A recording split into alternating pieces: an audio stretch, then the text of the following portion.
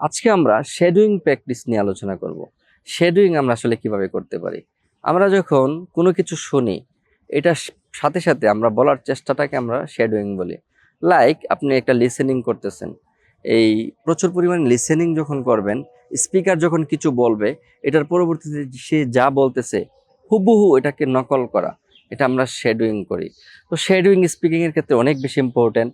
আমরা যারা ইংলিশে নতুন, আমরা যারা শিখতে চাই, আমাদের যাদের শেখার আগ্রহ আছে, আমরা অবশ্যই প্রচুর পরিমাণে শেডোয়িং করব। শেডোয়িং করলে কি হবে, আপনার স্পিকিং লেভেল নেটিভদের মতো আস্তে আস্তে হওয়া শুরু করবে। আপনি যত বেশি শেডোয়িং করবেন, শেডোয়িংয়ের পাশাপাশি প্র্যাকটিস, লিসেনিং এগুলো তো অবশ্যই করতে হবে। তাছাড়া যেটা বললাম, শেডোয়িংটা অনেক বেশি ইম্পর্ট্যান্ট। শেডোয়িং জিনিসটা আমরা অনেকেই বুঝি না, এজন্য আসলে এটা নিয়ে একটু শেয়ার করা। তো আশা করি আপনারা ভিডিওটি দেখে কিছুটা হলেও উপকৃত হয়েছেন। যারা ভিডিওটি ফেসবুক থেকে দেখছেন, চ্যানেলটিকে ফলো করে দিবেন, এবং যারা ইউটিউব থেকে দেখছেন, চ্যানেলটিকে সাবস্ক্রাইব করে দিবেন। আসসালামু আলাইকুম রহমতুল্লাহ।